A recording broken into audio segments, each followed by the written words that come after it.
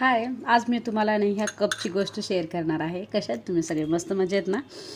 हा जो कप आहे ना, मी आईकडनं आणलेला. म्हणजे आईकडनं मी असं सारखं आणत असते कप वगैरे काहीतरी.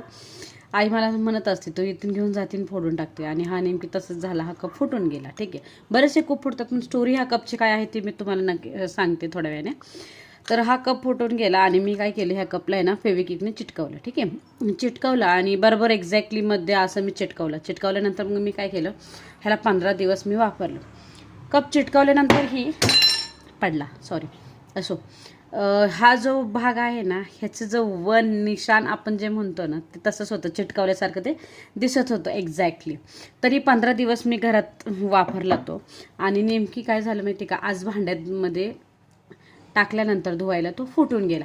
आणि तो फुटला कसा मी तो तेही दाखवते तुम्हाला, एक मिनिट.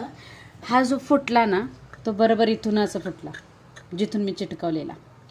मग माझ्या लक्षात आलं की नातंही तसंच आहे. आपण म्हणजे काही गोष्टीमुळे नातं आपलं खराब होतं, आपण चिटकवण्याचाही प्रयत्न करतो आणि आपण ते असं योग्य रीतीने चिटकवतो, पण जे निशाण असतात ना तुटलेल्याचा, तो राहतो. त्याच्यामुळे कधीही नातं हे जपा. एखादं नातं जर खरंच तुम्हाला गरजेचं असेल ना, तर ते नक्कीच जपा. काही करूनही ते जपा, नाही तर ते चिटकवूनही काही उपयोग होत नाही त्याचा, ते तुटूनच जातं आज न उद्या. कसं वाटलं तुम्हाला माझे विचार? मला कॉमेंटमध्ये सांगा. बाय.